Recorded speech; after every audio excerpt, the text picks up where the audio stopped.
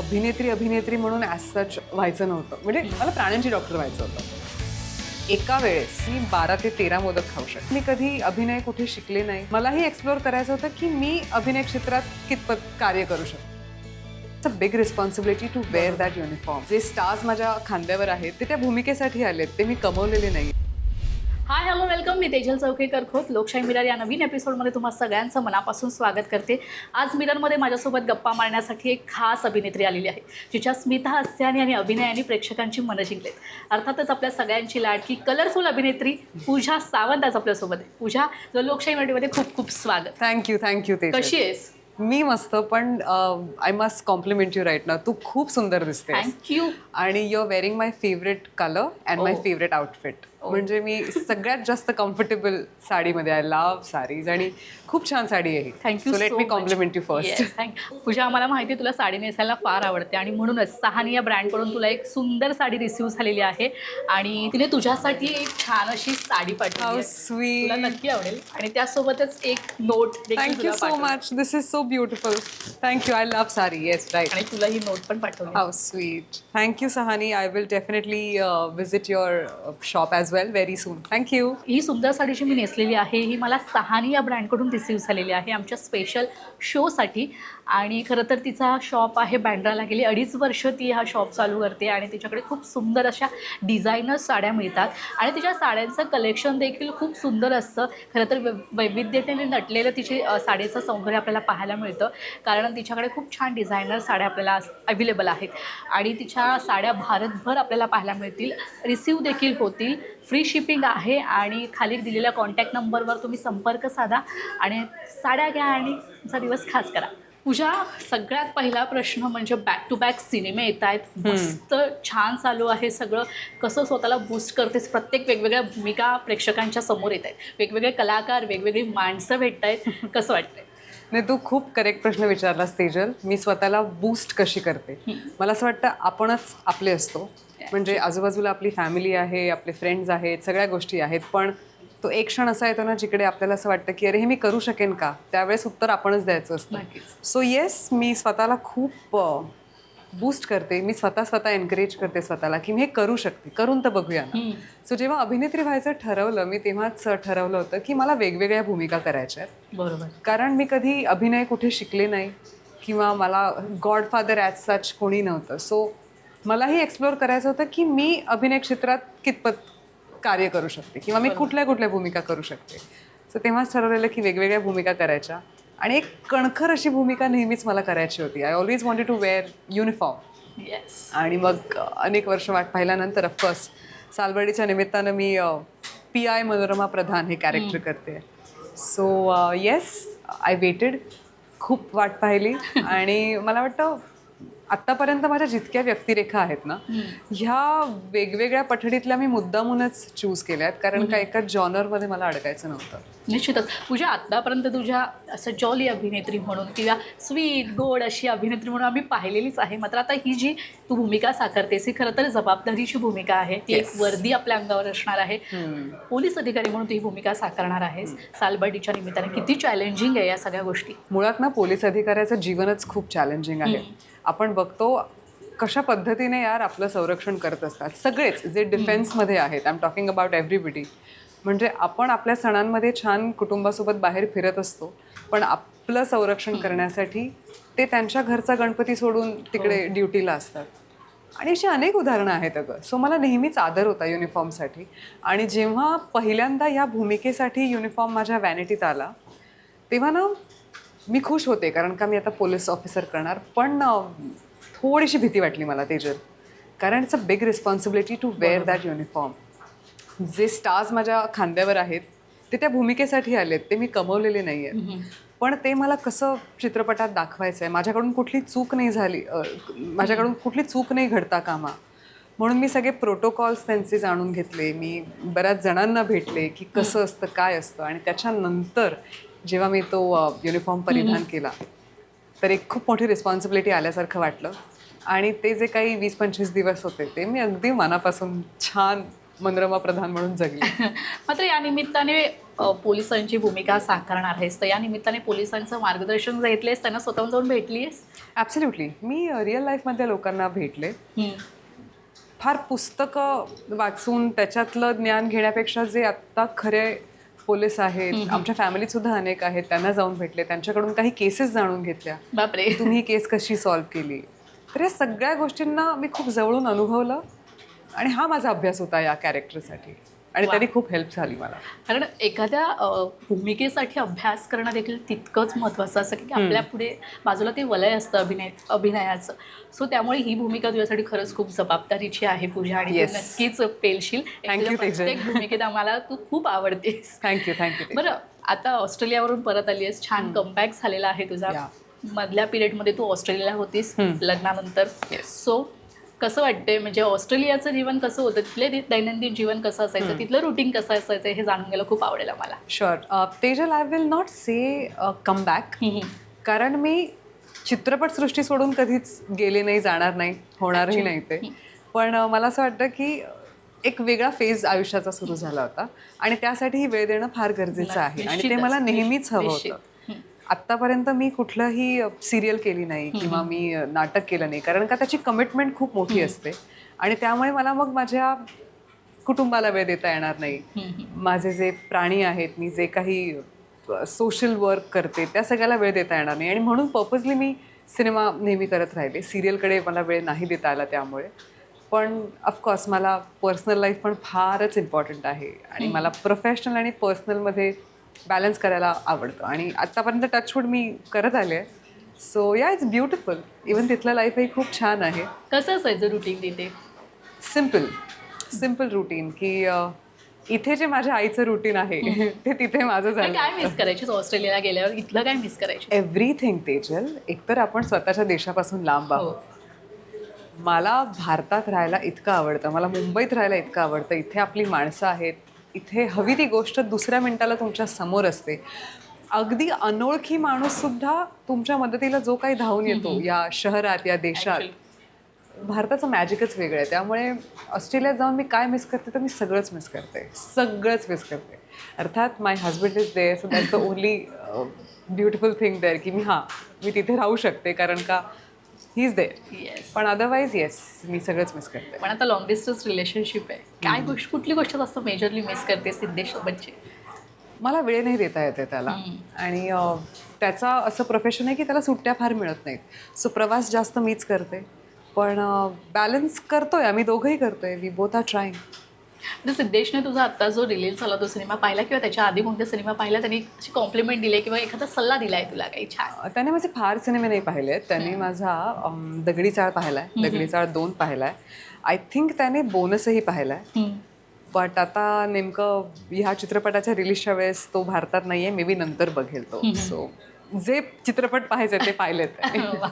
बरं, सगळ्यात आधी म्हणजे क्षणभर विश्रांती हा सिनेमा कधीच विसरू शकत नाही की त्यात निशिताचा भूमिका खूप पाहिलाय तो सिनेमा आणि मल्टी स्टार आहेत त्यामध्ये पाहायला गेलं तर. आणि पहिली संधी होती, पहिली सिनेमा, निशिता कॅरेक्टर, ही भूमिका प्ले करताना किती तयारी केली होतीस आणि त्यानंतर अभिनय क्षेत्रात बदललेली तुझी शैली? एक तर मला अभिनेत्री म्हणून ॲज सच असं व्हायचं नव्हतं. म्हणजे मला प्राण्यांची डॉक्टर व्हायचं होतं. हां, आणि मला असं होतं की आधी मी ती डिग्री घेते, आधी मी प्राण्यांची डॉक्टर होते, मग या क्षेत्राकडे बघूया ना कितपत होते, एक हाऊस म्हणून बघूया. त्याच्यानंतर मग ते एक सौंदर्य स्पर्धा आली आणि मग मी ती जिंकले आणि मग क्षणभर विश्रांती आला. सो मला वेळच नाही मिळाला प्रिपरेशनसाठी. मी डायरेक्ट सेटवर होते आणि सेटवर डायरेक्ट सिनेमॅटोग्राफर संजय जाधव, सचित पाटील, कादंबरी कदम, मनवा नाईक, सिद्धार्थ जाधव, हेमंत डोमे, असे सगळे आजूबाजूला असताना एक दडपण येणारच. बट आमचे जे निर्माते होते शिंदे सर, त्यांनी त्यांच्या मिसेसनी किंवा त्यांच्या मुलाने, स्तवन शिंदे, तो पण आता ॲक्टर आहे, त्यांनी इतकं छान कम्फर्टेबल मला एक फॅमिलीचाच भाग करून घेतलं होतं. त्यामुळे जरा फारच दडपण कमी झालं आणि ही टीम होतीच मज्जा करायला. त्यामुळे मी मज्जा करत करत शूट केलं. त्यामुळे मला असं वाटलं नाही की मी आता बाबा चित्रपटाचं शूट करते. So this team was amazing. बरं, दगडी चाळ हा सिनेमा, या सिनेमाने खरं तर आम्हाला सगळ्यांना एक कलरफुल अभिनेत्री दिली. हा टर्निंग पॉईंट ठरला तुझ्यासाठी हा चित्रपट? आय थिंक असं ऑफकोर्स. म्हणजे काय आठवण येते त्या सिनेमाबद्दल? खरं आधी I think let me just recollect, I think आधी पोस्टर बॉय झाला होता. Yes yes correct. पण पोस्टर बॉय झाला, तो सिनेमा अंकुश सरांनी पाहिला आणि मग त्यांनी चंद्रकांत सरांना फोन केला की आपण पूजाला दगडी चाळसाठी विचारूया, बिकॉज ऑफकोर्स दगडी चाळ कम्प्लिटली वेगळ्या जॉनरची फिल्म होती. बट आय थिंक पोस्टर बॉयजचं काम बघून दगडी चाळ मिळाला. आणि पोस्टर बॉयज सुद्धा माझ्यासाठी टर्निंग पॉईंटच होता, कारण it was a big banner film. Shreyas Talpade was there आणि the entire setup was so good. इतकी छान शूट केली गेली ती फिल्म, इतकी छान गाणी होती त्याच्यातली. So kind of poster boy is also my turning point, I must say. दगडी चाळाची अशी विशेष काही आठवण आहे जी काही शूटिंग दरम्यानची काही असं मेमोरेबल आठवण असेल तर सांग ना मला. गॉड, आम्ही ज्या चाळीत शूट केलं काळा चौकीतली ती ॲक्च्युअल चाळ आहे. आणि तेव्हा गणपती होते, सो प्रत्येक घरात गणपती बसले होते. आणि जे काय मोदक खाल्लेत मी त्या शूटला, एक तर मला प्रचंड आवडतात मोदक. मी एका वेळेस आत्तापर्यंत माझा रेकॉर्ड असा आहे की मी एका वेळेस अनोशीपोटी मी 12 ते 13 मोदक खाऊ शकते. बापरे. वाटणार नाही माझ्याकडे बघून, बट आय लव्ह मोदक. आणि मी त्यावेळेस भयंकर खाल्लेत. मी ब्रेकफास्टला मोदक खाल्लेत, लंचला, डिनरला, इतके मोदक खाल्लेत मी. म्हणजे ही छान आठवण आहे तुझी, कायम राहिलं असं म्हणायला. आणि त्याच्यानंतर अंकुश सरांना कळलं की हिला मोदक आवडतात. मग ते सिनेमा शूट होईपर्यंत, मग नंतर प्रमोशनला रोज कुठून ना कुठून तरी मोदक समोर यायचे आमच्या. मी, मकरंद सर, अंकुश सर, आम्ही मोदकांवर जगलोय त्या चित्रपटात. आता तू म्हणालीस की मी मोदक वगैरे खाते, मी ह्या सगळ्या गोष्टीमध्ये आम्हाला पूजा इतकी फिट दिसते. पूजाचा फिटनेस फंडा काय? पूजाला काय खायला आवडतं? स्ट्रीट फूड खायला आवडतं तुला? सगळं खायला आवडतं. I eat everything. पण मी काही नियम बांधून घेतलेत. जेव्हा मी ठरवलं की मला लॉंग टर्म काम करायचं इथे, तर ऑफकोर्स नियम आणि शिस्त असल्याशिवाय काही सहजासहजी मिळत नाही. सो खूप काटेकोरपणे काही पद्धतीचे व्यायाम मी करते. मला अनैसर्गिक प्रकार कुठला आवडत नाही, की शॉर्टकट आपण म्हणतो की वजन कमी करायचं तर लेट्स डू सम शॉर्टकट. आणि मी कधीच नाही बिलीव्ह केलं. तुझा चीट डे असतो? चीट डे असतो, पण माझा चीट डे म्हणजे मी पिझ्झा बर्गर टाईप नाही आहे. माझा चीट डे काय तर puran poli is my cheat day. माझा चीट डे काय तर एका वेळेस केवढ्या पाणीपुरी मी खाऊ शकते इज माय चीट डे. किती मोदक खाऊ शकते दॅट्स माय चीट डे. आणि एका वेळेस मी सोलकढी भात केवढा खाऊ शकते it's my cheat day. I love solkadhi भात. कोकणी फूड तुला आवडतं? सोलकढी भात इज माय लाईक, म्हणजे सोलकढी भात नंतर डायरेक्ट किमान 1.5 तास झोप. फिश आवडतं तुला? मला भात जास्त आवडतो, तो any kind of rice. Any kind of rice. Yes. तुझ्या माझा पुढचा प्रश्न असा आहे, अभिनयात तू पारंगत आहेसच आणि आधी आता ही म्हणालीस की तुला प्राण्यांचं डॉक्टर बनायचं होतं, तर नृत्यात देखील तू तुझा हात कोणीच धडणार नाही अशी एवढी भारी डान्स करतेस तू. त्याआधी तू रिअलिटी शो मध्ये भाग घेतला होतास, बुगी वुगीमध्ये. जोडीचा मामला, एकापेक्षा एक जोडीचा मामला, असे लोकप्रिय शो तू केलेस. खरं तर आम्हाला आय एम इम्प्रेस. तिजल, वाव, मस्त अभ्यास झाला. या शो बद्दल जाणून घ्यायला आवडेल. रियालिटी शोजची एक क्रेजच वेगळी असते अगं. आणि त्यावेळेचे reality shows actual reality shows असायचे. ॲक्च्युअल प्रॅक्टिस करून मला एवढे मार्क्स मिळवायचे, हे खूप खरं होतं त्यावेळेस. मला माहिती आहे की आम्ही, म्हणजे आत्ता रियालिटी शो म्हटलं की आम्ही जे आहोत कलाकार, म्हणजे मी, वैभव, पुष्कर जोग, ज्यांनी हे डान्स रियालिटी शोज केले, त्यांना माहिती आहे की खरी एन्झायटी म्हणजे काय. ॲक्च्युली ते पोटात गोळा येणं, सगळं 7-8 दिवस सलग प्रॅक्टिस करून तो 2 मिनिटाचा जेव्हा परफॉर्मन्स सुरू व्हायचा आणि त्या सुरू होण्याच्या अगोदर जे 4 क्लिक्स वाजतात टाक टाक टाक, ते ऐकल्यावर जे व्हायचं ना, दॅट इज खरी एन्झायटी. आपण आता म्हणतोय बापरे मला कॉफी नाही मिळाली, मला एन्झायटी होते. Dude, that is not anxiety. So हे सगळं आम्ही खूप छान अनुभवलं. मी तर 3 रियालिटी शोज केले आहेत. अजून एक होता कोणता, एकापेक्षा एक, जोडीचा मामला, बुगी वुगी आणि तो जल्लोष सुवर्णयुगाचा. जल्लोष सुवर्णयुगाचा, हे माझं नाव लक्षात राहत नव्हतं म्हणून मी घेतलं. मी इतकी म्हणजे मी प्रॅक्टिसवर का बिलीव्ह करते, कारण का मी जेव्हा प्रॅक्टिस करायचे ना सडेतोड, मी अजूनही टचवूड कुठल्याच रियालिटी शोमध्ये मी कधी स्टेप्स नाही विसरले. सो ते डेडिकेशन मला तिकडून शिकता आलं. मला कळलं की किती इम्पॉर्टंट आहे प्रॅक्टिस करणं, सराव करणं, हे मला तिथून कळलं. आणि त्यावेळेस ऑफकोर्स आमच्यासमोर दिग्गज होते, सचिन सर होते. त्यांच्यासमोर एकतर परफॉर्म करायचं म्हणजे इमॅजिन कर केवढं टेन्शन असायचं. पण मजा आली ग ते करताना, तेजच वेगळी होती. येस, तुला स्वतःला असं वाटलं नाही कधी की आपण छान डान्सर आहोत तर कधीतरी एक साईड बाय साईड डान्सचं अकॅडमी ओपन करूया? नाही का, नाही. त्यासाठी प्रशिक्षण लागतं ना. मी कधी कुठल्या डान्सचं प्रशिक्षण घेतलं नाही. बरोबर. मी कधी कथ्थक, भरतनाट्यम, जॅझ शिकले नाही. मी जे नृत्य सादर करते मी नेहमी त्याला गॉड गिफ्ट म्हणते. मला देवाने दिलंय ते. त्यामुळे मी काय शिकवू लोकांना जे मलाच माहित नाहीये की मला देवाने ती देणगी दिली आहे. पण बघूया, लेट्स सी. इफ तू म्हणलीच आहेस तर मे बी युनिव्हर्सने सांगितलंय माझ्या कानात. येस, आणि मला नक्की बोलव. नक्की द्यायचं. Done done. बरं पूजा, आपण जेव्हा यशाच्या शिखरावर असतो तेव्हा लोक आपल्याला अनेक मार्गाने सपोर्ट करत असतात. मात्र जेव्हा आपल्याकडे एखादं किंवा काम नसेल किंवा आपण एक अपयश पेलत असतो त्यावेळेस समोरच्याला जर तुला एखाद्याला सल्ला द्यायचा असेल की आपल्याकडे अपयश असेल किंवा आपल्याकडे जेव्हा काम नसेल तेव्हा आपण स्वतःला कसं सावरलं पाहिजे आणि त्यातून आपण तो गॅप कसा भरून काढला पाहिजे? सगळ्यात महत्त्वाचं म्हणजे आपलं कुटुंब. आपलं कुटुंब, आपली खरी माणसं तुमच्यासोबत असणं फार गरजेचं आहे. आणि दुर्दैवाने काही जणांकडे तेही नसतं. तर मला असं वाटतं की स्वतःवर विश्वास असणं फार गरजेचं आहे.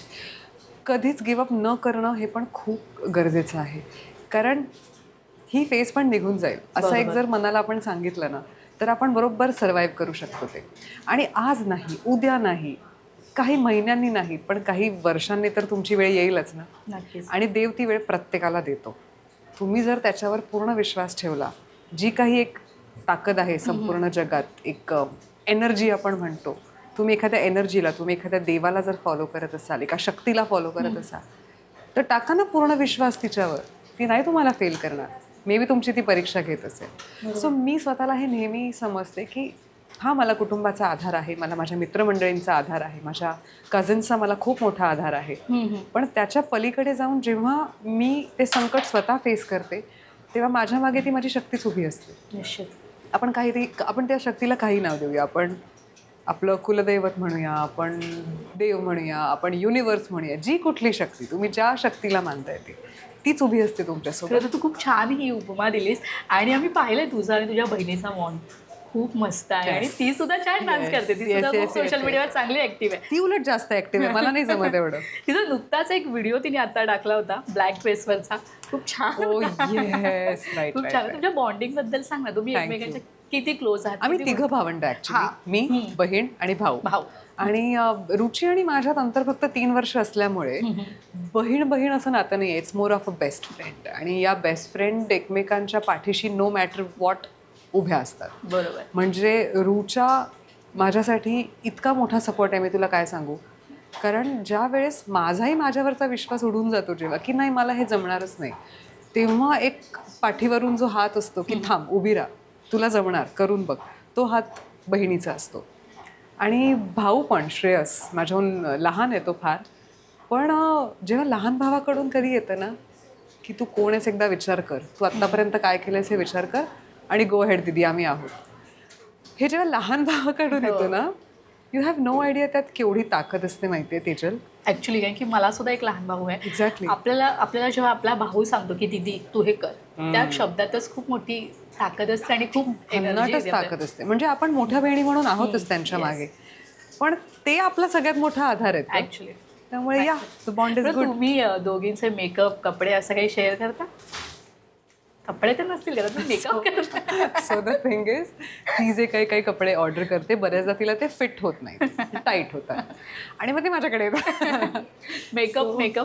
मेकअप रुचाला फार मेकअप नाही आवडत आणि मला म्हणजे it's part of my profession. So मेकअपमध्ये भांडणं नाहीत, भांडणं झाली तर कपड्यांवरूनच. युनिव्हर्सल आहे ना ते दोन बहिणी. म्हणूनच मी हा प्रश्न केला. कारण हो आम्ही मी आणि रुची, श्रेयस म्हणजे माझ्या भावाचे पण जे लूज टी शर्ट असतात, येस मी ते विचारणारच होते की भावाचे लूज टी शर्ट घालते, तो नवीन हुडी घरात घेऊन आला एक 4-5 वेळा त्याला घालू देतो आम्ही, मग ती बहिणींकडे येते. म्हणजे सगळ्यांच्या सोबतच होतं असं म्हणायला. हो ऑफकोर्स, असं करायचंच, का नाही करायचं. बरं पूजा, तू स्वतःला मेंटल स्पेस देण्यासाठी काय करतेस? आध्यात्मिक आहेस? तेजल, मी खूप आध्यात्मिक आहे. कोणत्या देवावर विश्वास आहे तुझा? मला देवांवर विश्वास आहे, मी आस्तिक आहे. आत्तापर्यंत आपल्याकडे ज्या परंपरा आहेत, आपण देवळात जातो, आपण नैवेद्य करतो, आपण नवस करतो, या सगळ्यांवर माझा विश्वास आहे. कारण या सगळ्यांच्या मागे एक सायंटिफिक रिझन सुद्धा आहे. कुठलीही गोष्ट म्हणा, त्याला एक सायंटिफिक रिझन आहे. आणि मेंटल पीससाठी येस, मी मेडिटेशन करते. माझी सकाळ फार लवकर म्हणजे दिवस फार लवकर सुरू होतो. मी पहाटे उठते, पहाटेच उठणं पसंत करते. मी सूर्योदय माझ्या डोळ्यांनी पाहते आणि तिथून जी मला ताकद मिळते ना, आणि that really helps me for my mental peace. माझा वर्कआउट होतो सूर्योदयापर्यंत and then I start my day वा. And that's enough for me. मग तू सुरुवातीच्या दिवसाला सुरुवातीचे जे दिवस होते जेव्हा तुझा जो हा स्ट्रगल पिरियडचा तुझ्या आयुष्यात स्ट्रगल पिरियड होता अजूनही आहे. अजूनही आहे? हो हो हो. आता हा जो प्रवास चालू आहे याच्याकडे कशी पाहतेस? किती स्ट्रगलचं रूप बदललंय. आधीचा स्ट्रगल वेगळा, आत्ताचा Actually. स्ट्रगल वेगळा. आत्ता असं वाटतं की जे आहे ते टिकवणं इज ॲक्च्युअल स्ट्रगल आणि तो खूप मोठा आहे कारण का आता रिस्पॉन्सिबिलिटी वाढली आहे. येस. आता आय थिंक जज करणारी लोकंसुद्धा वाढली आहेत. आता मे बी सोशल मीडियामुळे समोर म्हणजे 2 वे कन्व्हर्सेशन झाल्यामुळे ॲक्च्युली ते पण एक्सेप्ट करायचं प्रेशर आहे. So yes the struggle is different but it's part of life. Yes. आपली इंडस्ट्री अशी आहे ना, या इंडस्ट्रीत काम येतं काम जातं या सगळ्या गोष्टी असतात. वेगवेगळ्या भूमिका आपल्याला करायला लागतात, वेगवेगळ्या गोष्टी आपण करतो. बघ ना आत्ताच सिनेमाचं प्रमोशन म्हण किंवा या सगळ्या गोष्टी किती आव्हानात्मक असतात तुझ्यासाठी. ती मला हेच तर हवं होतं ना त्याच्यात. येस. मला हेच हवं होतं. ज्या दिवशी मी ठरवलं मी अभिनेत्री होणार आहे मी या सगळ्यासाठी रेडी झाले होते. चित्रपट मिळणं, चित्रपट न मिळणं, प्रमोशन, डाएट, सॅक्रिफायसेस, हे ते. आय वॉज रेडी फॉर दिस आणि मी तुझ्यासाठी एन्जॉय सगळी करते. पॉझिटिव्हिटी असेल ना. कधीच मी कंप्लेंट करत नाही. तू कधीच मला हे बोललेलं ऐकणार नाहीस की अरे मला कंटाळा आलाय किंवा बास झालं यार चला ना घरी. तू कधीच नाही. तू कुठल्याही माझ्या कोस्टारला विचार, मी कधीच बोलत नाही. आय फील ब्लेस्ड की मी आत्ता सेटवर आहे. मी आत्ताही खूप थँकफुल आहे की मी तुझ्याशी गप्पा मारते. I am very keep it positive. तुझ्या तो सोशल मीडियावर पण छान ऍक्टिव्ह आहे. नाही जमत मला ते. आम्ही तुझे ऍक्टिव्हिस्ट Social फोटोज आणि media. या सगळ्या गोष्टी. एखादा फॅन मुवमेंट आहे का आठवणीतला जो कोणी छान अशी कमेंट केली आहे की लक्षात आहे किंवा एखादा असा रस्त्यात भेटला आणि फोटोज वगैरे काढले किंवा असं काही मुवमेंट आहे फॅन मुवमेंट? अनेक आहेत. मला एक्झॅक्टली एक सांगता येणार नाही बिकॉज ऑफ सोशल मीडिया. पण ना एक मी खूप प्रकर्षाने जाणवले की जेव्हा वाढदिवस असतो माझा तेव्हा ऑफकोर्स सगळे घरातले विश करतात. पण ना सोशल मीडियामुळे मला कळतं की लोक मला कुठून कुठून विश करतायत. त्यांचे जे जे काही विशेस आहेत ते बर्थडेच्या दिवशी मला खूप ओव्हरवेल्मिंग फील होतं कारण मी प्रत्येकाला रिप्लाय नाही करू शकत ग. सो आता घरी कोणी बर्थडे विश केलं तर मी त्याला थँक्यू म्हणू शकते. पण मी इतक्या सगळ्यांचं जेव्हा प्रेम बघते तो एक दिवस ना मला असं जरा खूप इमोशनली हेवी जातो की अरे यार हे काय प्रेम आहे. हे बघ ना काय माझा तो फोटो टाकला आहे त्यांना ही माझी आठवण माहिती आहे. सो आम्ही पण कलाकार माणूस आहोत. आम्हाला पण हे सगळं आमच्यासाठी खूप मोठं आहे. लोकांना कदाचित वाटत असेल अरे हे काय ती वाचत असेल की नाही message. But yes we do read all the messages. So it is very overwhelming when it comes to my birthday. वा. हेच छान सरप्राईज असेल बर्थडेसाठी. ॲब्सल्युटली. हो अगं हो ते हेच गिफ्ट आहे ॲक्च्युली. खरं तर पूजा आपण एखादी जी गोष्ट करत असतो आपल्या आयुष्यात एखादी गोष्ट काहीतरी साध्य करण्यासाठीच करत असतो. एखादा असा मोमेंट तुझा आला आयुष्यात आणि तुला असं वाटलं येस मी हे साध्य केलं आहे, मी या ध्येयापर्यंत पोहोचली आहे? नाही व्हायचंय अजून व्हायचंय? व्हायचंय. खूप काही प्लॅन आहेत. बघूया. Let's see.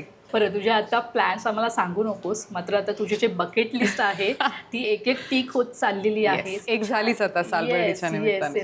आता कुठली बकेट लिस्ट आहे जी तुला टिक करायची पूर्णपणे असं तुझी इच्छा आहे? ती प्रायोरिटी लेवलला आहे.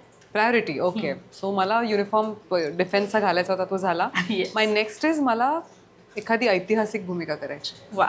आणि आम्हाला कुठलीही. आवडेल तुला पाहायला. कुठलीही करायची. That is my number 1 bucket yes list. Yes. आणि आम्हाला सगळ्यांना आवडेल तुला अशा छान ऐतिहासिक भूमिकेत पाहिला आणि Thank खूप you, teacher. सुंदर दिसशील तू त्या ऐतिहासिक भूमिकेमध्ये देखील.